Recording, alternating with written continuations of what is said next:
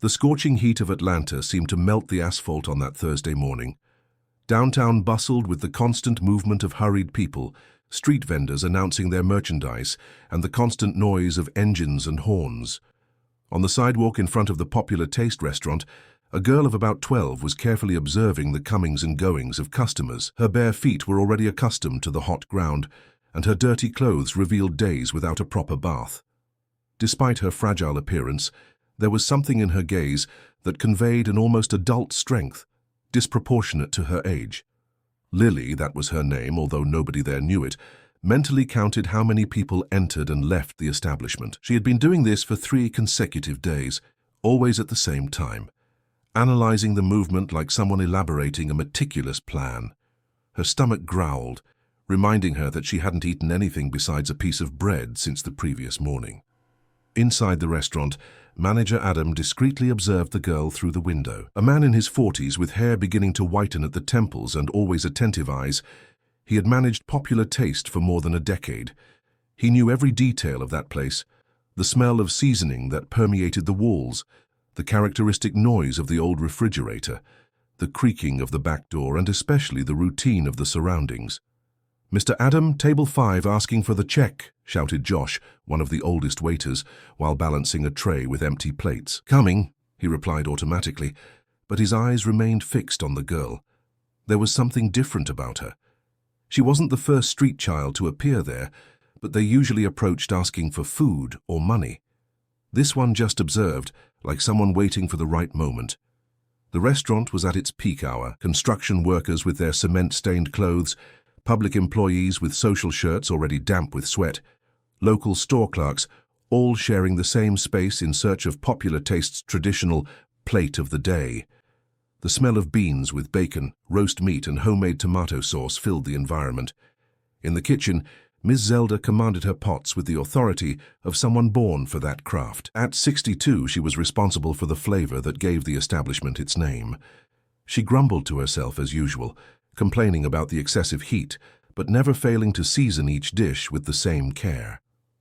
"Zelda, put some extra love in that plate for Dr. Vincent," Adam requested, quickly passing through the kitchen on his way to the cash register. "That doctor eats like a construction worker, that's what," replied the cook with her frank manner, drawing laughter from her assistants. It was at that moment that Lily finally crossed the street. With small but determined steps, she skillfully dodged cars and entered the restaurant. The old air conditioner, which made more noise than it cooled, caused her to shiver immediately. Some customers noticed her and frowned, uncomfortable with her presence, but most remained focused on their meals and conversations. Adam saw her coming in and watched, curious to understand what she intended. The girl walked directly to the counter where he was without hesitation. She stopped a few steps away, waiting to be noticed. "Can I help you?" Adam asked, with a neutral voice. "I can wash dishes," said Lily, with a low but firm voice, "in exchange for food." The proposal caught Adam by surprise. It wasn't uncommon for people to ask for food, but offering work in exchange was different. He looked more carefully at the girl, the tangled curly hair, the dirty face, but bright, determined brown eyes. "What's your name?" he asked, buying time to decide what to do. "Lily," she answered simply. "How old are you, Lily?" 12. "And where are your parents?" The girl's face hardened, and she looked away. "I don't know," she lied. "Can I wash dishes?" Adam sighed. He knew he shouldn't employ a child, much less someone living on the streets, without documents or guardians. But there was something about that girl that touched him deeply, perhaps because she reminded him of himself so many years ago. "Come with me," he said, guiding her to an empty table in the corner. "Sit here." Lily obeyed, suspicious. Her eyes followed Adam's every movement as he went to the kitchen and returned minutes later with a full plate: rice, beans, pot roast, cornbread, and salad. He placed it in front of her, along with a glass of sweet tea. "Eat first," he said. "Then we'll talk about work." The girl looked at the plate as if it were a mirage. For a moment, Adam thought she might cry, but instead, she picked up the cutlery with trembling hands and began to eat slowly, savoring each forkful like someone treasuring a fortune. She ate with surprising manners, using the napkin, chewing with her mouth closed, gestures that contrasted with her appearance. At the counter, Josh approached Adam. "Boss, is this right? Soon a bunch more street kids will be coming to ask for food." "It's just for today," Adam replied, without much conviction.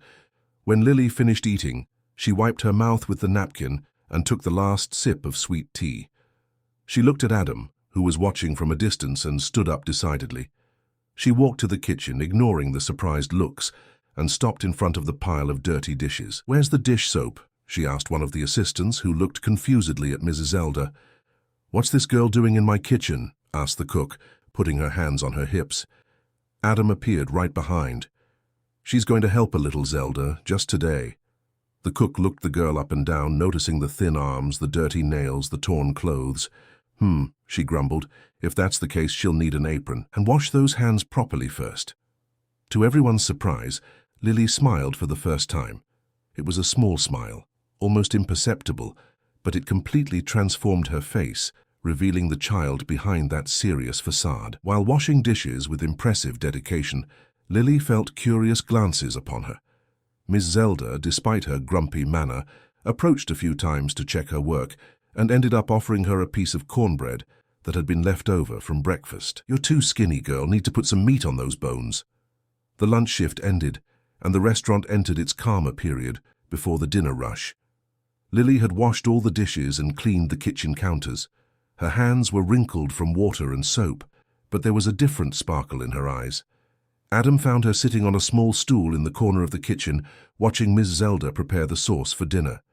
"You worked well," he said. "Want to come back tomorrow?" Lily nodded immediately.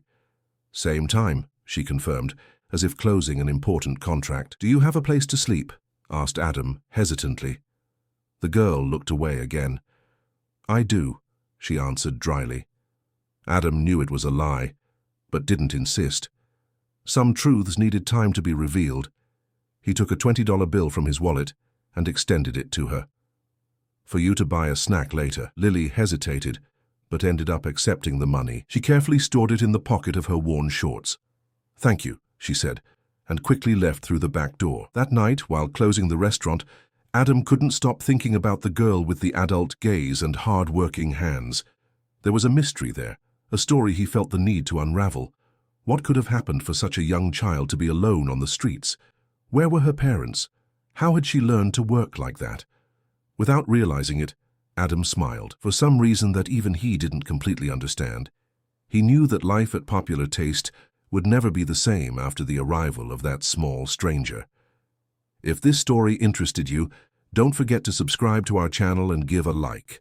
Tell us what city you're watching from and we'll continue. A week passed since Lily had appeared at Popular Taste. Against all expectations, the girl returned the next day and the next, and on all subsequent days, always punctually at 11 in the morning. Her work was impeccable. She washed dishes, swept the floor, organized the spices, and even helped peel vegetables. Each day she arrived with different clothes, though all equally worn, and her hair always wet, as if she had just taken a bath somewhere. On that Wednesday morning, she had arrived earlier and found Adam organizing the inventory. Without saying a word, she grabbed a broom and began cleaning the dining room, preparing it to receive the first customers.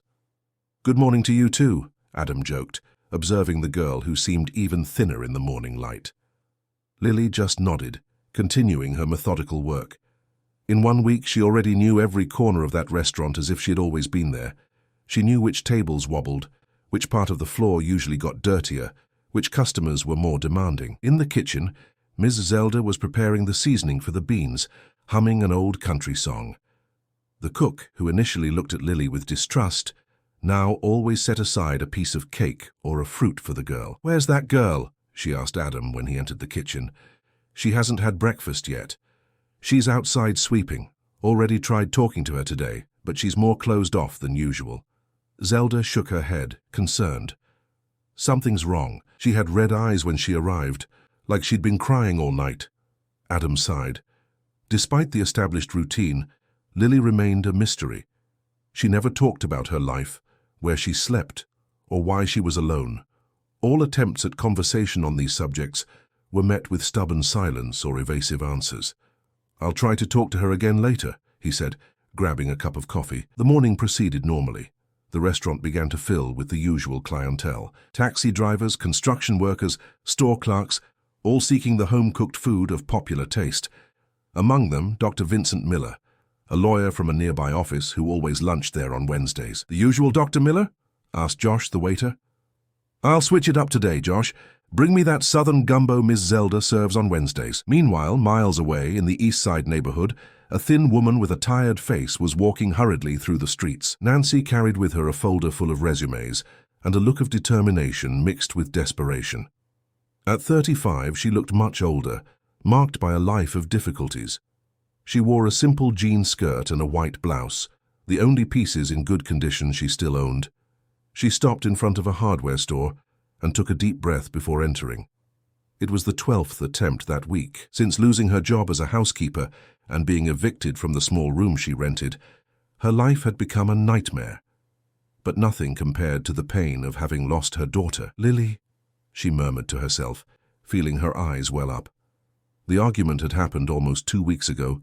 That night, upon returning home and finding the eviction notice, Nancy had collapsed. Years of lonely struggle to raise her daughter seemed to have been in vain. In the midst of despair, she had said words she should never have said. "Maybe you'd be better off with someone who could really take care of you." The next morning, Lily had disappeared, taking only a backpack with some clothes. Since then, Nancy had divided her time between looking for work and looking for her daughter, traversing the city streets, showing the only photo she had, Lily smiling at her last birthday, with a simple cake in front of her. "We're fully staffed," replied the store manager, returning her resume, "but I'll keep it here in case a position opens up." Nancy thanked him, knowing it was just a polite response. She left the store feeling the weight of failure once again. At that moment, a lady who was selling pastries on the sidewalk called out to her. "Ma'am, are you looking for a curly-haired girl, kind of skinny like that?" Nancy's heart raced. "Yes. Have you seen her? Saw someone like that photo working at a restaurant downtown. Popular taste, know it." Nancy felt her legs weaken. It was the first concrete lead in days of searching. She thanked the woman hastily and ran to the nearest bus stop. While waiting, tears finally fell, this time of hope. Back at the restaurant, the lunch rush was at its peak. Lily worked tirelessly, going back and forth between the kitchen and the dining room, collecting dirty plates and helping wherever needed. Despite her age, she showed impressive responsibility and dedication. "That girl works harder than many adults out there," commented a regular customer, watching Lily efficiently clean a table. Adam, who was organizing the checks at the cash register, just smiled in response. Despite the satisfaction of seeing how well Lily had adapted, a constant concern accompanied him. He knew the situation couldn't continue like this indefinitely. A child needed education, a home, proper care. It was at that moment that the door chime rang, announcing the entrance of another customer. Adam looked up and saw a thin woman with curly hair similar to Lily's, anxiously looking around. There was something familiar about her, something that made his heart instinctively quicken. The woman scanned the room until her eyes landed on Lily, who at that moment was drying glasses behind the counter. Time seemed to freeze, Lily's expression completely transformed, a mixture of surprise, fear, and an emotion that Adam couldn't identify. "Lily."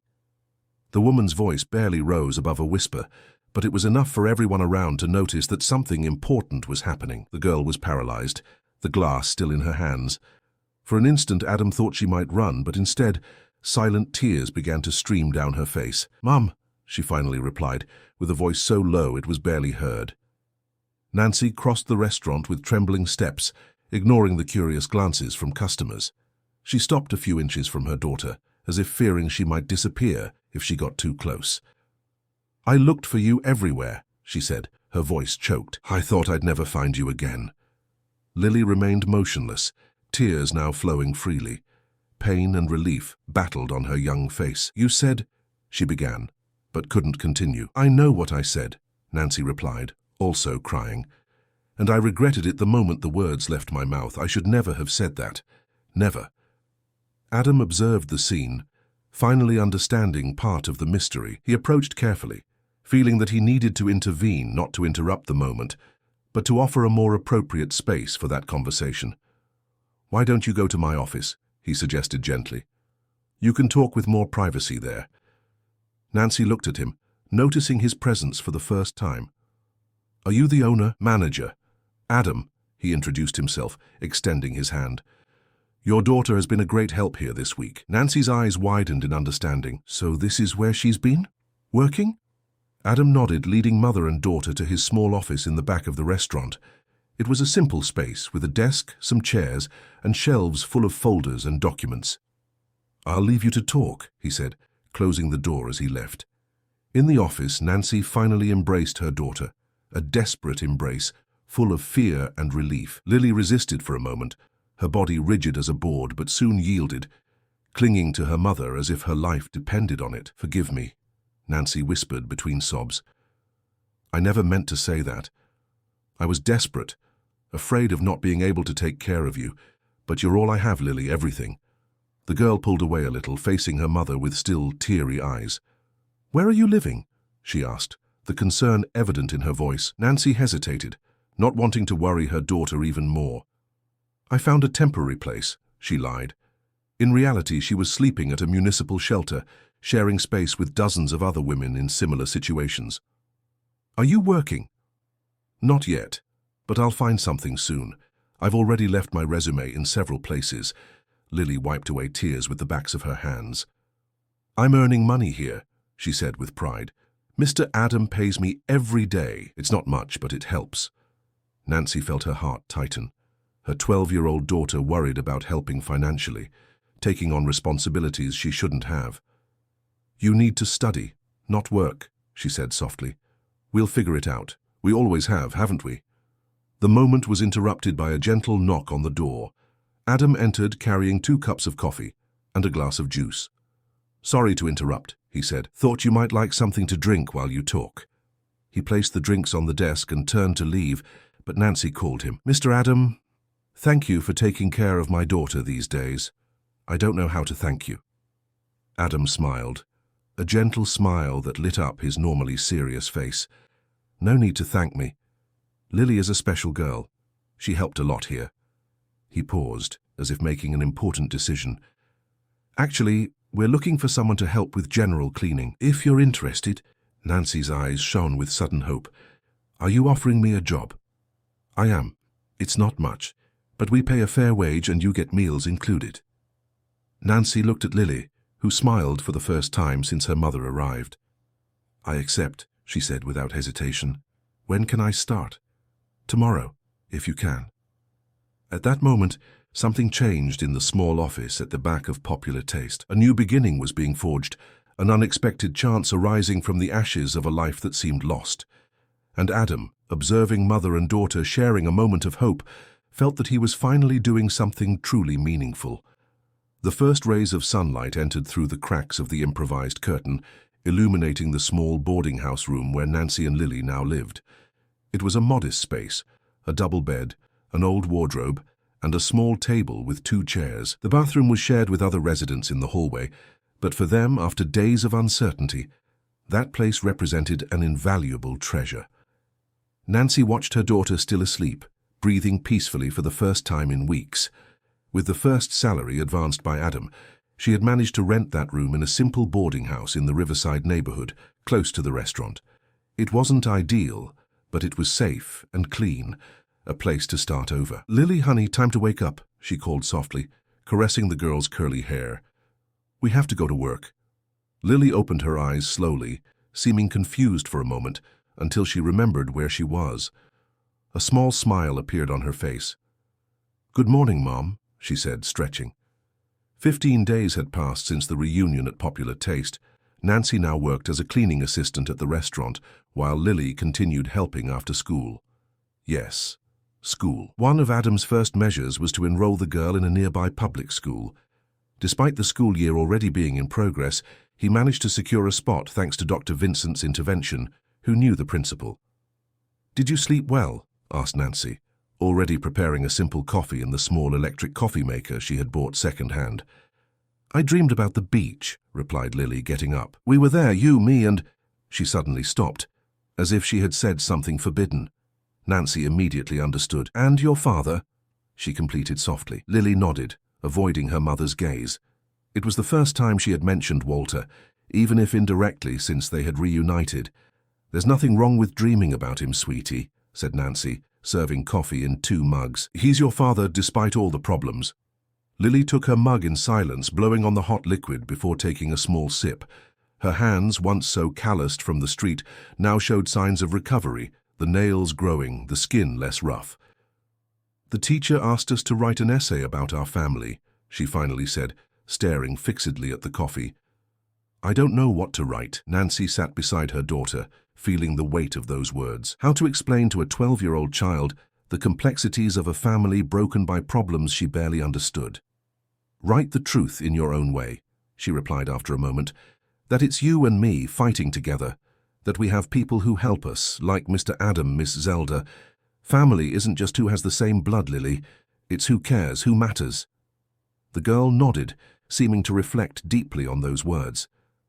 They finished their coffee in silence, each lost in their own thoughts. Meanwhile, at Popular Taste, Adam was arriving earlier than usual. He liked that moment of calm before the day's hustle, when he could organize his thoughts and plan improvements for the restaurant. In recent days, an idea hadn't left his head, something that had started as a simple act of kindness, and now was taking shape as a more ambitious project. Mr. Albert, the restaurant's owner, had shown interest when Adam mentioned the possibility of expanding the backspace to create a small study room. The plan was simple: take advantage of Lily's presence to attract other children in vulnerable situations, offering tutoring and a snack after activities. "Morning, boss," Josh's cheerful voice interrupted his thoughts. The waiter, always the second to arrive, brought with him the local newspaper and his characteristic good humor. "Thinking about life." "Actually, I was thinking about the study room project," replied Adam, opening the refrigerator to check the inventory. "I wanted to start the renovation next week." "It's going to work out," affirmed Josh with conviction. "Everyone's already talking about it. Dr. Vincent said he'll bring some books Mrs. Margaret from the stationery store is going to donate school supplies. It's turning into a movement, boss." Adam smiled, feeling a satisfaction he rarely experienced. At 47, single and without children, he had dedicated his life to work. The restaurant was his world, the employees and customers, his family. But now something new was growing, a purpose that went beyond serving meals. The morning advanced quickly. Ms. Zelda arrived grumbling about the heat, as always, but bringing a surprise, a special chocolate cake for the afternoon snack for Lily and the other 3 children who now frequented the restaurant after school. "Who would have thought, huh?" commented the cook while preparing the sauce for the beans.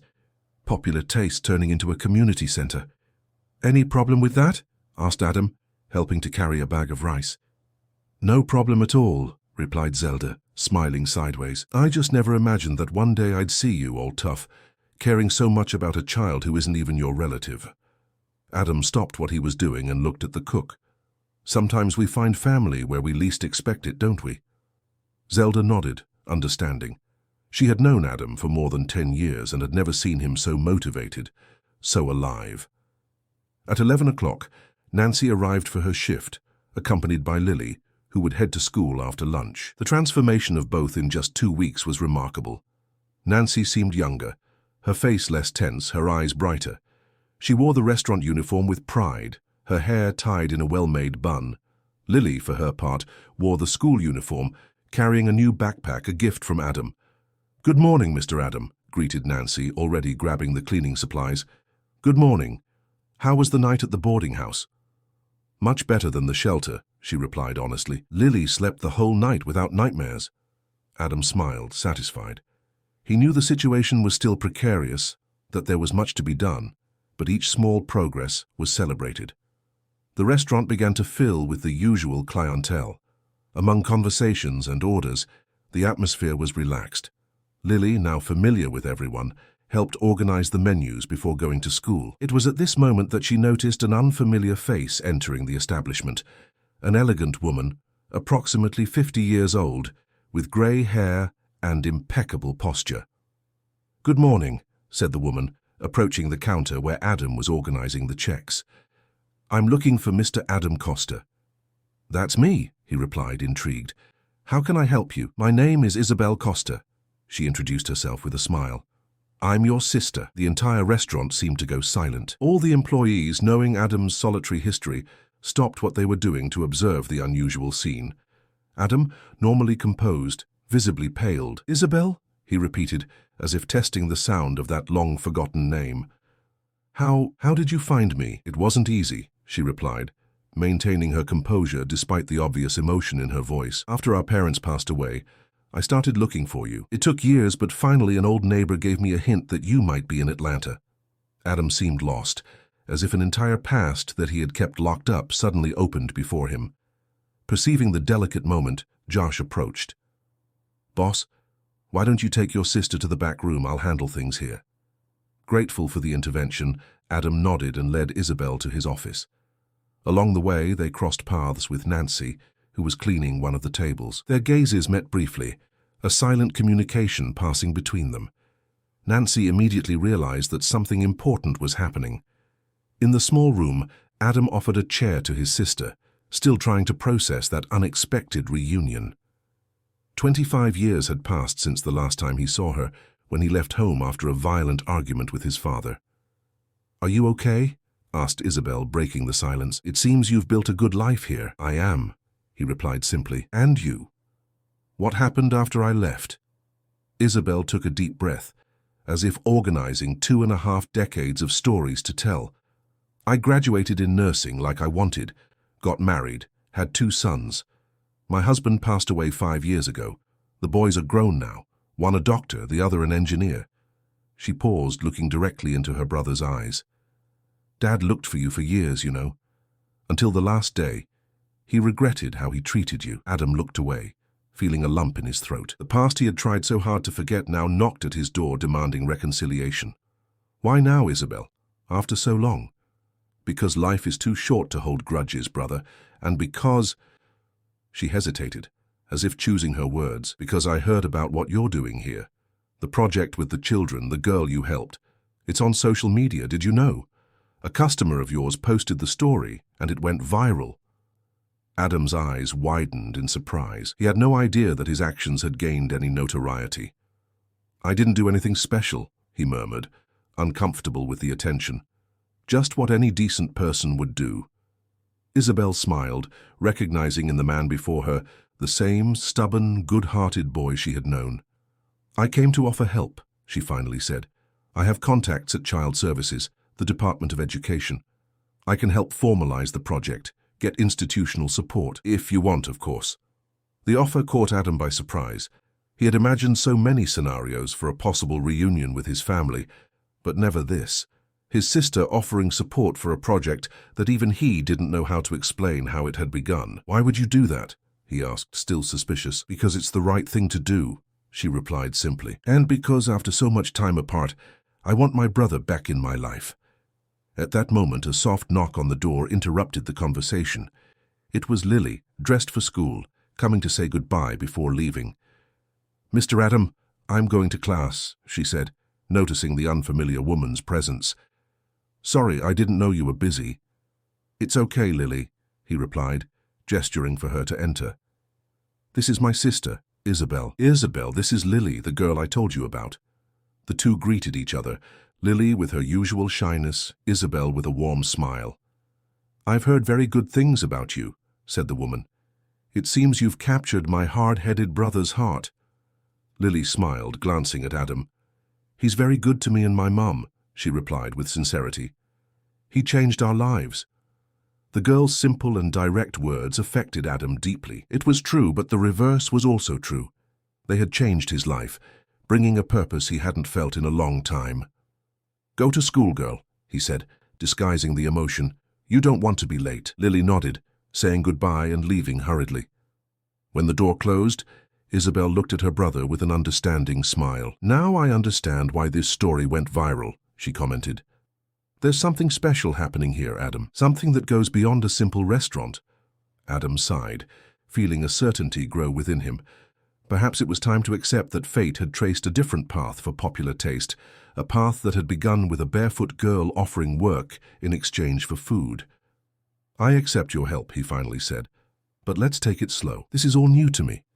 Isabel smiled, extending her hand to her brother, a simple gesture that symbolized not only family reconciliation, but the beginning of a new phase for everyone involved in that unexpected story.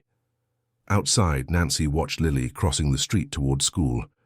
Her heart overflowed with gratitude for the chance they had received, for the security they finally felt. But a shadow still hovered over her happiness, a fear she couldn't completely push away, the possibility that Walter, Lily's father, and her ex-partner might find them. What she didn't know was that at that exact moment, less than 10 blocks away, Walter was getting off a bus from Memphis, with a single objective in mind: to recover what he considered his. The Friday afternoon at Popular Taste was usually lively. Customers who left work early gathered for an improvised happy hour, taking advantage of the special promotions that Adam had recently implemented.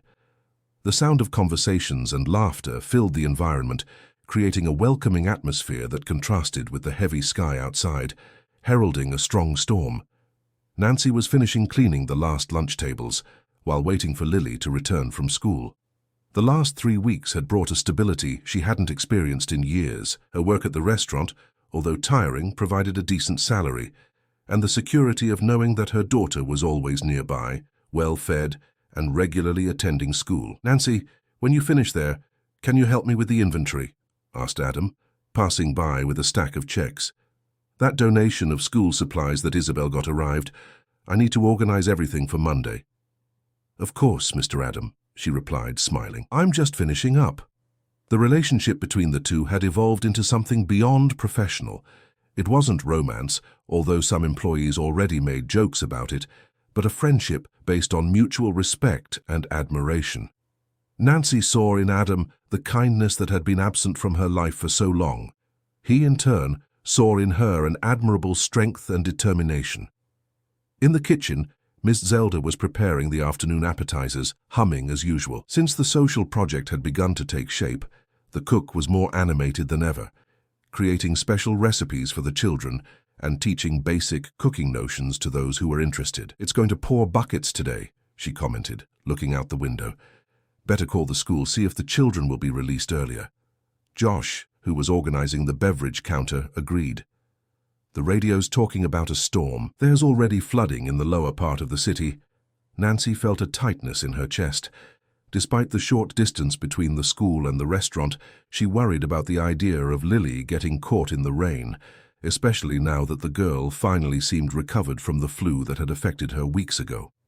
It was at that moment that the restaurant door opened, bringing a gust of cold wind and a few raindrops. But it wasn't the weather that froze Nancy's blood. It was the figure that entered through it. Tall, thin, dark hair cut close to his head and a discreet scar at the corner of his right eye. Walter, her ex-partner and Lily's father, looked exactly as she remembered except for the harder, more calculating gaze. "Good afternoon," he said with false cordiality, addressing the counter where Josh was attending. "I'm looking for Nancy Oliveira. I was told she works here." Nancy felt her legs weaken. Instinctively, she took a step back, partially hiding behind a column. Josh, who knew her story, hesitated before answering. "Who's asking?" "A friend," replied Walter, looking around as if evaluating the place. "I heard she and my daughter are around here." The word "my" sounded like a threat. Josh cast a discreet glance in Nancy's direction, seeing her evident terror. He made an imperceptible gesture for her to head to the kitchen. "I don't know any Nancy," he lied naturally. "Perhaps you're confusing the establishment." Walter narrowed his eyes, suspicious. "Funny. I'm sure I was correctly informed." He took a $20 bill from his pocket, placing it on the counter. "Get me a beer while I wait. Maybe my memory will improve." At that moment, Adam came out of his office, attracted by the unusual movement. He immediately noticed the tension in the air and the look of panic on Nancy's face, who was trying to hide. "Can I help you?" he asked, approaching the visitor. Walter turned to him, assessing him with a calculating look. "I'm looking for Nancy Oliveira and my daughter Lily. Reliable information indicates they're here." Adam maintained a neutral expression, although his heart accelerated. In recent days, Nancy had shared parts of her painful past with Walter. The possessive jealousy, the violent arguments, the threats.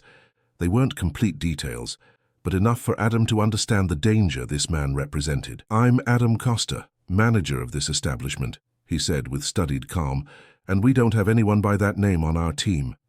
The lie hung in the air, heavy as the storm forming outside. Walter smiled, a cold smile that didn't reach his eyes. "Look, I don't want trouble," he said, changing tactics. "I just want to see my daughter. I have rights, you know. I'm her father." "As I said, I don't know any Nancy or Lily," Adam insisted. "If you want to pursue your rights, I suggest you go to the family court or the public defender's office." The mention of authorities made Walter's smile falter for an instant. His hands closed into fists, but he restrained himself, aware of the looks he was beginning to attract. "I think you're lying," he said quietly, leaning over the counter, "and I don't like when people lie to me."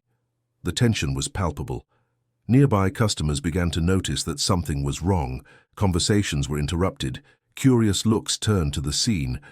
It was at that exact moment that the restaurant door opened again.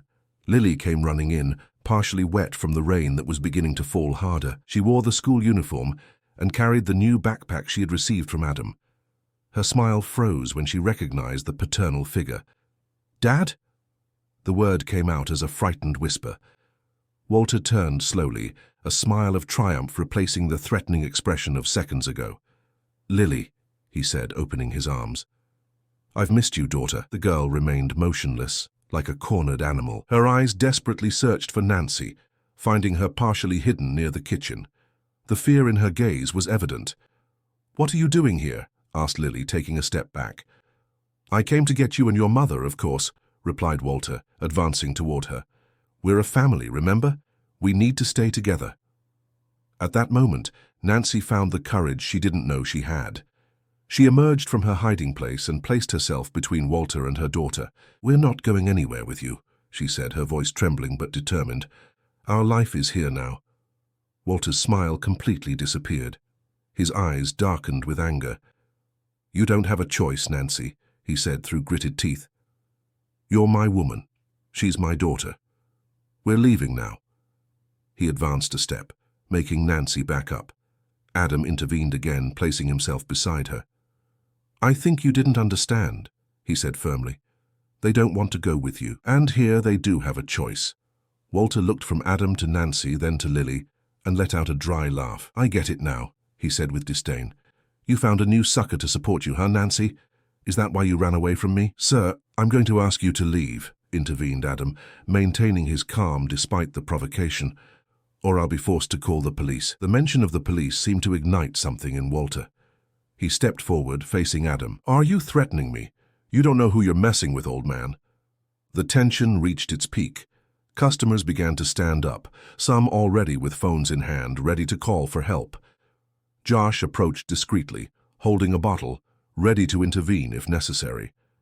The air seemed electrified, the rain now falling violently outside, like a reflection of the climate inside the restaurant. It was then that a calm and authoritative voice cut through the tension. "Any problem here?" Everyone turned to the door, where a man of approximately 50, wearing a well-cut suit and carrying a briefcase, was observing the scene with professional interest. It was Dr. Vincent Miller, lawyer and regular customer of Popular Taste. "No problem, doctor," replied Walter, backing off a bit. "Just came to pick up my family." Dr. Vincent quickly analyzed the situation, noticing the fear in Nancy and Lily's eyes, Adam's protective posture, the evident tension in the environment. "I'm a lawyer," he said, approaching calmly. "And from what I'm seeing, there seems to be a disagreement about what constitutes your family." Walter measured him with distrust. "This is a private matter." "Not when it involves possible coercion in a public place," replied the lawyer with technical precision. "Furthermore, I clearly perceive that there's a minor involved, which makes the matter even more delicate from a legal standpoint." Walter seemed uncomfortable for the first time. He looked around, noticing the hostile glances from customers, Adam's firm presence, and the confident posture of the lawyer. "I just want my rights as a father," he insisted, changing to a more conciliatory tone. "Parental rights are determined by the best interest of the child," explained Dr. Vincent calmly, "and I can assure you that any judge would consider the expressed desire of the minor, especially in cases where there's a history of inappropriate behavior by one of the parents." He looked significantly at Nancy, who nodded almost imperceptibly, confirming the insinuation. "Besides," continued the lawyer, "there are legal mechanisms such as protective measures that can be immediately activated in cases of threat. Women's police stations are particularly sensitive to these situations currently." The message was clear. Walter was at a legal disadvantage, and any false move could result in serious consequences. He seemed to weigh his options, his gaze alternating between anger and calculation. "This isn't over," he finally said, pointing at Nancy. "I'll resolve this the right way. In the court, since you prefer it that way." He turned to leave but stopped in front of Lily, who instinctively shrank back. "I'll be back, daughter," he said in a softer tone. "Dad promises." With those words, he went out into the storm that now fell mercilessly over Atlanta. The door chime tinkled with his exit, but the weight of his promise remained in the air, like a silent threat. The entire restaurant seemed to collectively exhale. Nancy hugged Lily tightly, both trembling with contained emotion. Adam exchanged a grateful look with Dr. Vincent, who nodded in acknowledgement. "I think we need to talk," said the lawyer, addressing Nancy. "There are measures we can take to ensure your safety and your daughter's." While Dr. Vincent explained about restraining orders and custody rights, Adam watched the rain through the window, thoughtful. Walter's visit had brought to the surface a reality that everyone preferred to ignore: the fragility of the balance they had built in recent weeks. However, something had fundamentally changed. Faced with the threat, not only Adam, but the entire restaurant had united in protection of Nancy and Lily. Customers, employees, even a lawyer they knew only by sight, all forming a protective barrier around that small family. "Mr. Adam?" Lily's voice brought him back to the present. The girl had approached while her mother was talking with the lawyer. "He's coming back, isn't he?" The question, asked with wisdom beyond her years, had no simple answer. Adam squatted down to her level. "He'll probably try," he replied honestly. "But you're not alone anymore, Lily. Neither of you is." The girl nodded, absorbing those words with the same seriousness with which she faced everything in her life. "Will we have to leave?" she asked, a tremor in her voice betraying her fear. "No," replied Adam firmly. "This is your place now. We'll find a way." Across the room, Ms. Zelda began distributing hot chocolate to everyone, an attempt to restore the welcoming atmosphere that characterized Popular Taste.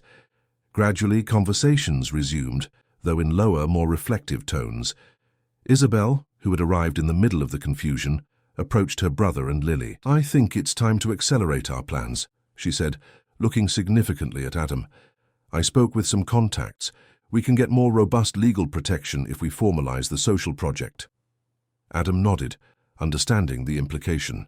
A registered social project with institutional support would offer not only structure for the activities they already carried out informally, but also an additional layer of protection for cases like Nancy and Lily's. "I'll talk to Mr. Albert tomorrow," he decided. "I think it's time to take the next step." While the storm continued outside, inside Popular Taste, a new resolution was taking shape. What had begun as an isolated gesture of kindness was now transforming into a collective commitment. Walter's threat, instead of weakening the bonds that had formed, seemed to strengthen them, creating a common determination to protect not only Nancy and Lily, but everything they represented. The possibility of starting over, of building something better from the ruins of the past. And on that rainy Friday afternoon, while regular customers extended their stay beyond the usual, sharing stories and offering help, a silent truth hovered in the air. Popular Taste was no longer just a restaurant. It had become a refuge, a meeting point for souls seeking shelter, a place where the flavor went far beyond the food served on its plates. If this story interested you, don't forget to subscribe to our channel and give a like. Tell us what city you're watching from, and we'll continue. Monday dawned with a clear sky and a pleasant breeze, as if nature wanted to compensate for the storm of previous days. In the small boarding house room, Nancy prepared coffee while watching Lily finish the homework she hadn't been able to complete on Friday. The weekend had been tense, with both avoiding going out more than necessary, always looking over their shoulders, fearing to encounter Walter around every corner. "Don't forget to take the document Dr. Vincent prepared to school," Nancy reminded, serving a glass of milk for her daughter. "The principal needs to sign it as a witness." Lily nodded without raising her eyes from the notebook. Since the confrontation with her father, the girl had begun to withdraw again, as in the first days after her escape. Peaceful nights of sleep were replaced by nightmares that made her wake up crying. It was as if all the progress of recent weeks had been suddenly threatened. "Everything will be all right," said Nancy, caressing her daughter's hair. "Dr. Vincent said that with this protective order, your father can't come near us, and Mr. Adam said we can continue living and working here. Lily finally raised her eyes, revealing a weariness that no child should carry. But for how long? What if he doesn't obey the paper? What if the judge doesn't believe us? These were questions for which Nancy had no definite answers. She just hugged her daughter, holding her tightly, as if she could protect her from the world with just her arms. Let's think about today, she finally replied. And today we're going to work. You're going to school, and then there's that important meeting of Mr. Adams about the new project. The mention of the social project seemed to spark a gleam in Lily's eyes. In recent days, she had enthusiastically involved herself in plans for renovating the space at the back of the restaurant, helping organize the school supply donations, and suggesting activities for the other children. Ms. Isabel said she's bringing educational games today, she commented, returning to her homework, and that she might get a volunteer math teacher. Nancy smiled, relieved to see a bit of the old animation returning. They finished their coffee in a lighter silence, and soon they were on their way to Popular Taste. At the restaurant, the morning began with the usual preparation routine. Ms. Zelda was already in full swing in the kitchen, trying a new gumbo recipe that would be the dish of the day. Josh was organizing the tables, while the new helpers, now there were 3, cleaned the windows and arranged the counter. Adam, however, was not at his usual post. He was meeting with Mr. Albert, the owner, in the back room that would soon become the center of the social project. He was a man in his 70s, with a simple appearance and soft speech, who rarely visited the establishment, trusting Adam's management completely. "So that's it," Mr. Albert was saying, analyzing the papers in front of him. "You want to transform the restaurant into a community center." "Not exactly," explained Adam. "The idea is to keep the restaurant operating normally, but expand the purpose. Use the space in the back for tutoring classes, workshops, support for families in the region. What we started informally with Lily." Albert adjusted his glasses, looking more closely at the renovation plans and the budget carefully prepared by Isabel. "And you think this is financially viable? Won't it hurt the business?" "Actually, it could improve it," replied Adam with conviction. "Since we started helping Lily and the other children, our business has increased. Many customers now come not just for the food, but also to support the cause. And with the formalization of the project, we can seek sponsorships, partnerships with local businesses." Albert leaned back in his chair, observing Adam with an enigmatic look. For a long moment he said nothing, as if evaluating not just the proposal, but the man in front of him. "Do you know why I hired you 10 years ago, Adam?" he finally asked. The question caught Adam by surprise. They had never talked about this. "I imagined it was because of my previous experience in restaurants," he replied hesitantly. Albert smiled, shaking his head. "No. I hired you because I recognized something in your eyes. The same determination, the same dignity that I had when a baker gave me my first chance after months living on the street." Adam's eyes widened, surprised by the revelation. In 10 years of working together, Albert had never mentioned his past. "I was a street boy, yes," confirmed Albert with simplicity, "until I was 16 when Mr. George, owner of Avenue Bakery, offered me work and a place to sleep. It was my first step out of that life." He paused, looking at his own wrinkled hands. "When I opened this restaurant, I promised myself that one day I would pay forward what I received, and I think that day has come." He took an envelope from his pocket and handed it to Adam, who opened it with curiosity. Inside, an official document, the deed to the property where Popular Taste operated, now in the name of Adam Costa. "I can't accept this," he said, shocked. It's too valuable." "I can afford this luxury," replied Albert with a calm smile. "I have other investments. I live comfortably, and at my age what I want most is to see my legacy continued in the right way." Adam looked at the document speechless. It was an enormous responsibility, but also an opportunity he never imagined having. "There's one condition," continued Albert. "I want you to transform this place into something even bigger than you're planning.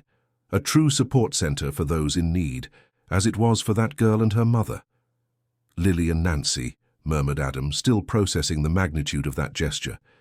"Yes, I've seen how you look at them, Adam, with the same look that Mr. George had for me, the look of someone who recognizes in another not just the need but the potential." The conversation was interrupted by a knock on the door. It was Isabel, bringing more documents for the afternoon meeting. "Sorry to interrupt," she said, noticing the emotional atmosphere in the room. "I can come back later." "Not at all," replied Albert, standing up. "Actually, it's good that you came. Your brother will need all the support to manage his new business." Isabel looked confused at Adam, who just showed her the document in his hands, still unable to express in words what had just happened. "Is this the deed to the restaurant?" confirmed Albert. "Now in his name." Isabel brought her hands to her mouth, surprised and emotional. Since her reunion with her brother, she had dedicated herself to helping him with the social project, but never imagined things would evolve so quickly. "Mr. Albert, this is incredible," she said, impulsively hugging the elderly man. "You don't know what this means for all of us." "Yes, I do," he replied with a serene smile. "It means the chance to really make a difference, to transform not just a space, but entire lives." While the three discussed the next steps, Nancy arrived with Lily. They were greeted by Miss Zelda, who was already separating the hearty breakfast she insisted on serving the girl every day. "Go on to the kitchen," ordered the cook with her bossy but affectionate manner. "I made that carrot cake you like." Lily smiled, the first genuine smile since the encounter with her father. She ran to the kitchen, leaving Nancy to begin her cleaning tasks. There was something different in the air that morning, a positive energy that contrasted with the tension of recent days. In the kitchen, while Lily savored the carrot cake, Miss Zelda prepared the ingredients for lunch, humming as always. Gradually other employees arrived, each greeting the girl with special affection, asking about her studies, offering small kindnesses. It was as if everyone, consciously or unconsciously, was trying to compensate for the recent trauma with extra doses of affection. Around 10 o'clock, Adam finally emerged from the meeting with Mr. Albert, looking simultaneously exhausted and energized. Nancy, who was cleaning nearby tables, immediately noticed that something important had happened. "Everything okay, Mr. Adam?" she asked, approaching. He looked at her as if seeing her for the first time, a slow smile forming on his usually serious face. "Couldn't be better," he replied, inviting her with a gesture to sit down. "Nancy, things are going to change around here, for the better." In the following minutes, he explained about Mr. Albert's donation, the expanded plans for the social project, the security this would bring for everyone, especially her and Lily. As he spoke, he saw Nancy's eyes fill with tears. "Does this mean we can stay?" she asked, her voice trembling with contained emotion, "even with everything that happened?" "Not only can you stay, but I want you to officially be part of the project," replied Adam. "You as coordinator of the community space, if you'll accept. You already have experience with the children. You know the community's needs." The offer caught Nancy by surprise. In her most optimistic dreams, she had never imagined more than a stable job as a cleaner. "But I don't have the education for that," she argued, insecure. "I barely finished high school." "You have something much more important than diplomas," replied Adam. "You have life experience, sensitivity. You know what these families need because you've been there. And you can study if you want. We'll support that too." Nancy couldn't contain her tears anymore. Years of struggle, of closed doors, of humiliation, and now finally someone saw in her not just the broken woman fleeing an abusive relationship, but a capable human being with potential and value. "I accept," she said simply, wiping away tears. "And I'll do the best job I can." At that moment, Lily came out of the kitchen and ran to them, her eyes shining with excitement. "Mom, Miss Zelda said there's going to be a party tonight. Is that true, Mr. Adam?" Adam smiled, affectionately tousling the girl's hair. "True indeed, we have a lot to celebrate." Throughout the day, the news spread among employees and regular customers. Popular Taste was having a celebration. Miss Zelda prepared special dishes, Josh decorated the dining room with colorful balloons, and even Dr. Vincent appeared earlier, bringing a bottle of sparkling wine for the celebration. As the afternoon progressed, the restaurant began to fill not just with regular customers, but also with new faces. Neighborhood residents curious about the buzz, teachers from Lily's school, social workers invited by Isabel, all wanting to learn about the project that was beginning to gain fame in the city. Around 7 in the evening, when the dining room was already full, Mr. Albert asked to speak. With his calm but firm voice, he told his own story publicly for the first time. The years on the streets, the opportunity that changed his life, the promise he had made to himself to one day give back. Today, I am fulfilling that promise, he concluded, emotional, and passing on not just a business but a mission. Popular Taste was always more than a restaurant. Now, under Adam's direction, it will officially become a point of hope for our community. Enthusiastic applause filled the environment. Adam, visibly moved, thanked him for the trust and presented the plans for the future. The renovation of the backspace, partnerships with schools and institutions, professional training workshops, all built from that first gesture. Welcoming a girl who asked to wash dishes in exchange for food. And speaking of her, he continued, gesturing for Lily to approach, I want everyone to meet the true inspiration for this project. A girl who taught us about courage, dignity, and hope. Lily, shy with so much attention, shrank beside her mother, but Nancy gently encouraged her, and she finally stepped forward, received by warm applause. I didn't do anything special, said the girl, with her characteristic simplicity. I just wanted to work for food. The declaration, so honest and direct, deeply touched all present. It was the perfect summary of what was at the heart of that project. The idea that every human being, no matter how young or vulnerable, deserves the chance to contribute, to show their value, to build their own path. While the party continued, with music, food, and animated conversations, Adam found a moment to step back a bit, observing everything from afar. His heart overflowed with contradictory emotions: gratitude for Albert's unexpected gift, responsibility for what lay ahead, and a strange, almost disconcerting sensation of finally being in the right place, doing exactly what he should be doing. Isabel approached, offering a glass of sparkling wine. What are you thinking about, brother? She asked, noticing his distant gaze. About how life takes turns, he replied. 2 months ago, I was just the manager of an ordinary restaurant, living a predictable routine. Now you're an owner, a social entrepreneur, and practically an adoptive father, she completed with a smile. Who would have thought, huh?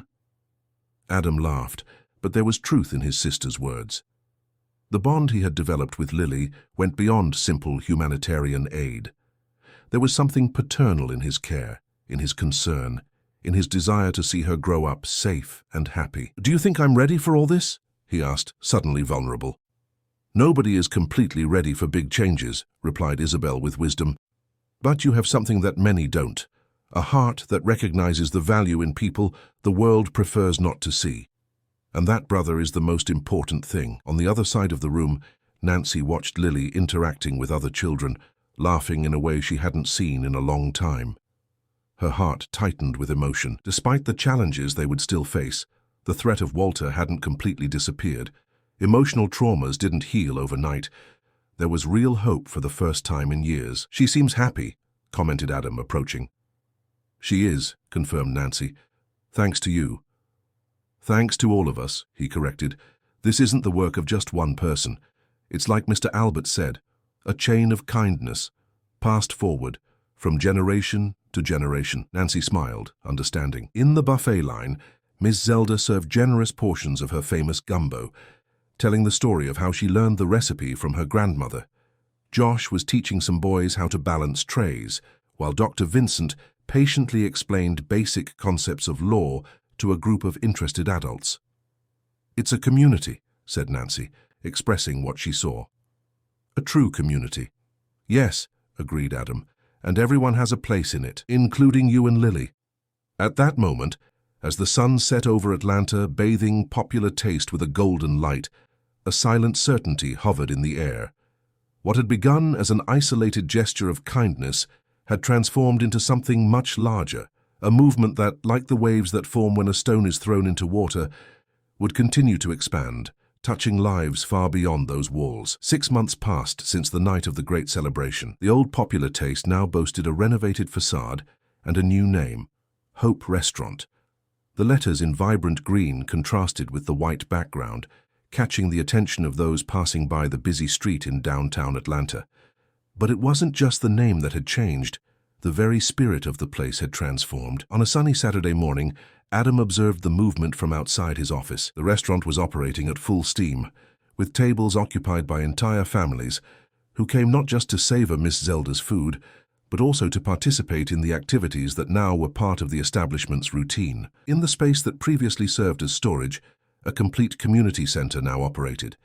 study room with computers, small library, space for workshops, and even an improvised consulting room where volunteer professionals offered medical and psychological care once a week.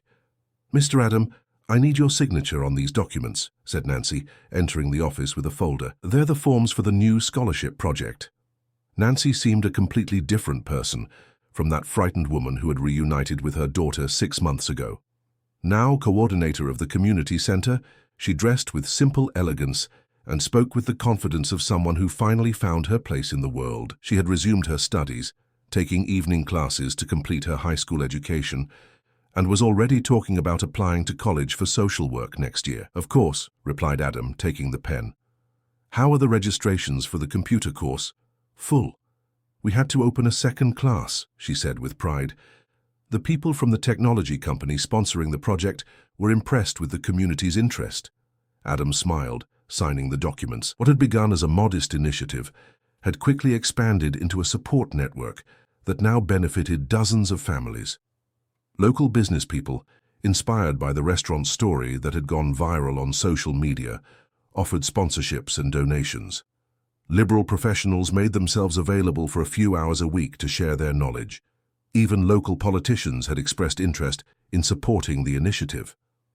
"And Lily, how is she at the school presentation?" he asked, returning the folder. Nancy's face lit up with a smile of maternal pride. "She got the highest grade. The teacher said she had never seen such a clear explanation about the water cycle. I think the tutoring classes with Ms. Isabel are working miracles." The mention of his sister brought a smile to Adam's face.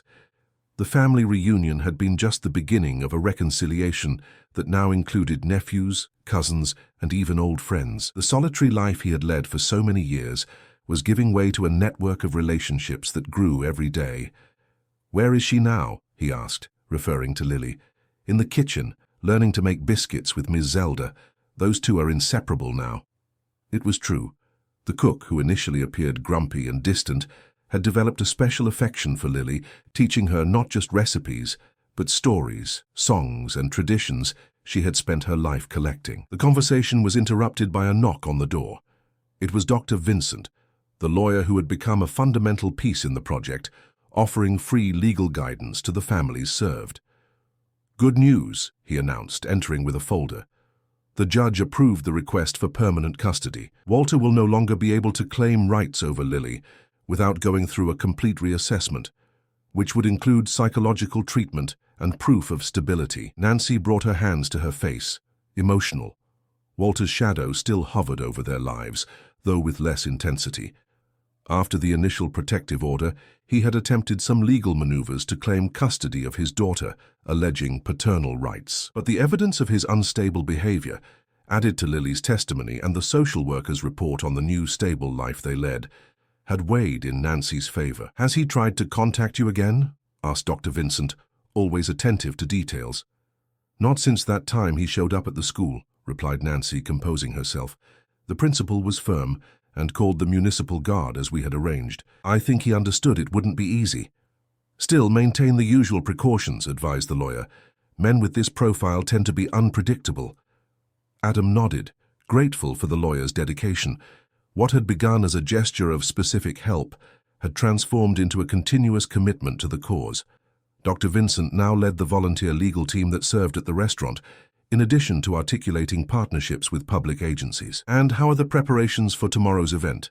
asked the lawyer, changing to a lighter subject. "All according to plan," replied Adam. "It will be the first time we officially receive the press. I'm a bit nervous, I confess." "It's going to be incredible," assured Nancy. "Everyone is excited to show what we've built here." The event they were referring to was a kind of official inauguration of Hope Restaurant in its new phase. Although it had been operating for months with the new proposal, they had decided to organize a special day to formally present all the projects to the community and the press. It would also be the opportunity to launch Ms. Zelda's cookbook, the profits from which would be used for scholarships.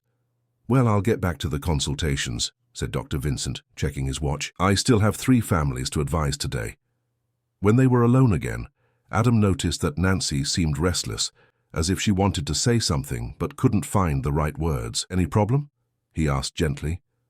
She hesitated, biting her lower lip in a gesture he knew well by now. "Actually, I wanted to ask something," she finally said. "Something I've been thinking about for some time." "I'm listening," he encouraged. "What do you think about expanding the project to include temporary shelter, creating a safe space for women and children who need to urgently leave risk situations like Lily and I needed to one day?" The suggestion wasn't completely unexpected. Nancy had been working with women in situations similar to what she had lived through, and frequently mentioned the lack of safe options in the city. "It would be a big step," pondered Adam. "We would need more structure, specialized staff, specific authorizations." "I've already researched all of that," she replied, opening a file on her tablet. "I did a complete survey of the needs, costs, legal requirements, and I talked to Isabel, who has contacts at the Department of Social Services. They're looking for partners to implement exactly this type of project." Adam looked at the screen, impressed with the level of detail in the planning. Graphs, spreadsheets, timelines, everything meticulously organized. It was one more proof of Nancy's transformation, from the fragile woman to the visionary community leader. "It seems you've already made the decision," he commented with a smile. "Only if you agree," she replied quickly. "I know it would be another enormous responsibility, more work. And more lives transformed," he completed. "Like yours and Lily's." Nancy's eyes shone with contained emotion. "Like ours," she corrected softly. "Because you've changed too, Adam. We've all changed." It was true. The solitary and methodical manager of 6 months ago had given way to a more open, more connected, more alive man. The transformation of the restaurant reflected his own inner journey. "Let's do it," he decided, feeling that certainty that always accompanied really important decisions. "We'll start planning after tomorrow's event." Nancy smiled, that luminous smile that now was frequently part of her face. For a moment, a comfortable silence hung between them, full of unspoken possibilities. It was Lily who broke the moment, entering the office with hands covered in flour. "Mr. Adam, Miss Zelda sent me to call you. We made biscuits with jam for you to try." The adults laughed at the girl's enthusiasm, who now, at 12 and a half, showed visible signs of recovery. The worn clothes had given way to colorful garments appropriate for her age. The distrustful gaze had transformed into vibrant curiosity, and most importantly, her smile, previously rare and contained, now appeared frequently, illuminating not just her face, but the entire environment around her. "I'm coming," replied Adam, getting up. "Nobody refuses Ms. Zelda's biscuits, especially if you helped make them." On the way to the kitchen, they passed through the main dining room, where customers were having lunch in a welcoming environment. The walls, previously simple, now displayed photographs that told the restaurant's story and drawings made by the children served by the project. On a special mural, the first photo of Lily at the location stood out, washing dishes with a serious expression, next to a recent one, where she smiled broadly, surrounded by other children.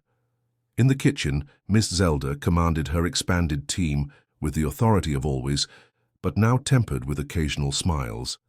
Seeing Adam, she gestured for him to approach the counter, where Lily, proud, presented her creation, buttermilk biscuits with homemade berry jam. "Her invention," explained the cook with evident pride.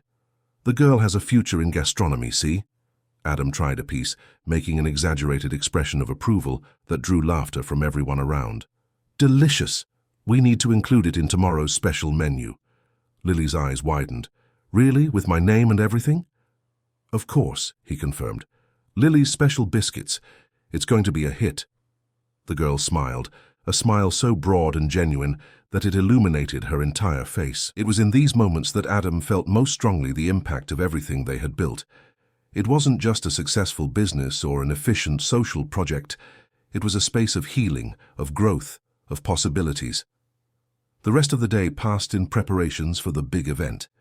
Josh, now dining room manager, coordinated the expanded team of waiters, all wearing T-shirts with the restaurant's new logo. Isabel, who had become the administrative director of the project, was finalizing details of the presentation she would make to the guests. Even Mr. Albert, who rarely appeared since he had passed the property to Adam, was present, observing with silent satisfaction everything his old restaurant had become. At the end of the afternoon, when the movement decreased, Adam gathered the entire team for a final briefing before the big day. They were all there, the original employees of Popular Taste, The new hires, the volunteers, the families served, forming a circle in the center of the dining room. "I wanted to thank each one of you," he began, visibly moved. "What we've built here is the fruit of the work and heart of many people. Tomorrow we're going to show the world that social transformation doesn't need great resources or complex structures. Sometimes it starts with a simple gesture, like opening the door for someone in need." He looked at Lily, who smiled shyly, still uncomfortable when she became the center of attention. "Each person in this circle has a story of overcoming, of struggle, of hope.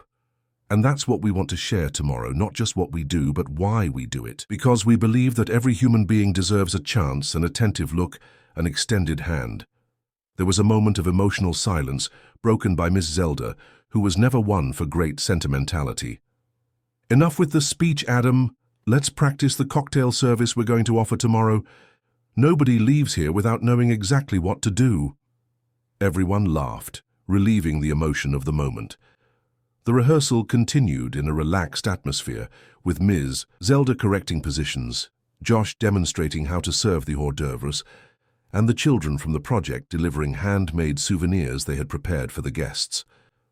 When they finally ended the day's activities, it was already night. The restaurant, now empty of customers, seemed larger, more solemn, as if it too was resting for the big day ahead. Nancy and Lily, who now lived in a small rented house in a nearby neighborhood, thanks to the increased income provided by the new job, were the last to leave, along with Adam. "Nervous about tomorrow?" he asked Lily, as they walked to the taxi stand. "A little," admitted the girl. "The teacher said I'll have to tell my story to the reporters." "Only if you want to," assured Nancy, putting her arm around her daughter's shoulders. "Nobody's going to force you to do anything." Lily thought for a moment, then said with surprising determination, "I do want to tell it. If my story helps other girls like me, it's worth it." Adam felt a lump in his throat. The maturity of that child, her generosity in sharing even the painful parts of her journey for the benefit of others, was a daily lesson in humanity. "You're very special, you know that," he said, affectionately tousling the curly hair that was now well cared for and adorned with colorful clips. Lily smiled, that smile that had become her trademark. "Everyone is special, Mr. Adam. It's just that sometimes nobody notices until someone looks properly." The girl's simple words perfectly summarized the essence of what they had built together. Hope Restaurant wasn't just a place where food was served or social assistance was offered. It was a space where people were truly seen, recognized in their value, regardless of their condition or history. The next morning, the event was a resounding success. Journalists from various outlets, local authorities, business people, and especially the community served, all filled the expanded space of the restaurant. Ms. Zelda, dressed in a new apron embroidered with the Hope logo, commanded a buffet that blended traditional dishes with the special creations developed with the children from the project, including the famous Lily's Biscuits. During the official presentation, Adam shared the restaurant's story, from its origin as popular taste to its transformation into a community center. He spoke about Mr. Albert, about Lily and Nancy, about each person who had contributed to that collective achievement. He presented the project's numbers: more than 100 families regularly served, 30 children in tutoring, 15 adults in professional courses, 5 women reintegrated into the job market. But it was the testimonials that really moved those present. Miss Zelda talking about how she rediscovered the joy of cooking by teaching children. Josh relating how his vision of people in vulnerable situations had been transformed. Nancy, with eloquence that surprised even herself, sharing her journey from insecurity to community leadership. And finally, Lily. The shy girl climbed onto the small improvised stage and, with a clear voice that only trembled a few times, told her story. She didn't romanticize the harshness of life on the streets, nor diminish the impact of the fear she had felt. She spoke with the raw honesty that had always characterized her. "I just wanted to work for food," she said, repeating the words that had touched everyone on that first day. "But I gained much more. I gained a new chance. I gained friends. I even gained a bigger family." She looked at Adam, Ms. Zelda, Josh, Isabel, and all the others who had become part of her effective circle. "And now I want to help other children have what I had. Someone who really sees them." There wasn't a dry eye in the room when she finished. The story of Hope Restaurant, told by the protagonists themselves, was a powerful reminder of the impact that small gestures of kindness can have when amplified by a community united by a common purpose. In the weeks that followed, the project gained even more visibility. Donations arrived from all over the country, volunteers presented themselves, and the model began to be replicated in other cities. Ms. Zelda's cookbook became a local bestseller, with 3 editions sold out in a month. But for Adam, the true success wasn't in the numbers or public recognition. It was in the small everyday moments. Lily helping a newly arrived girl at the project feel welcome. Nancy guiding a mother on how to access public services. Ms. Zelda patiently teaching a teenager to prepare his first dish. Josh hiring a former homeless person as an apprentice waiter. It was the transformation of lives, one by one, that gave meaning to everything they did. And at the center of this web of changes and connections was the story of a girl who, on a hot day in Atlanta, had the courage to enter a restaurant and offer work in exchange for food. Her girl who, without knowing it, had triggered much more than her own salvation. She had initiated a movement of hope that would continue to grow and touch lives long after that first encounter. On a quiet afternoon, while watching Lily teaching other children to make the drawings she so enjoyed, Adam reflected on how chance, or perhaps destiny, had interwoven their lives in a way as improbable as it was perfect. The restaurant, which for so long had been just his workplace, had become the center of a vibrant community, a true meeting point where stories intersected, transformed, and renewed themselves daily. "What are you thinking about?" asked Nancy, approaching with 2 cups of coffee. "About how life is surprising," he replied, accepting the drink. "Sometimes the greatest gifts come disguised as challenges." Nancy smiled, perfectly understanding what he meant. She looked at her daughter, now smiling and confident, surrounded by friends, and then at the busy dining room of Hope Restaurant, where so many other stories similar to theirs were being rewritten. "Did you know that Lily told me yesterday she wants to be a chef when she grows up?" she commented, smiling. "Ms. Zelda is creating a monster." Adam laughed, imagining the bright future awaiting that extraordinary girl. "Chef Lily has a good ring to it," he said, savoring the words and the coffee. "Maybe one day she'll have her own restaurant." "No," replied Nancy with certainty. "She already said she's going to take over this one when you retire. Said she'll keep everything exactly as it is, just add more desserts to the menu." The idea of Lily continuing the legacy they had built together filled Adam's heart with a deep and serene joy. That was it, he realized, what made it all worthwhile. The certainty that what they had initiated would continue, would grow, would transform in the hands of new generations, but would always maintain its essence, the belief in the potential of each human being and in the transformative power of an attentive look, a hot plate of food, and a sincere opportunity. And as the sun began to set over Atlanta, bathing Hope Restaurant with its golden light, Adam knew, with a certainty that came from the deepest part of his being, that he had finally found his true purpose, not just as a manager or owner, but as part of something much greater, a chain of kindness that once started would never completely extinguish.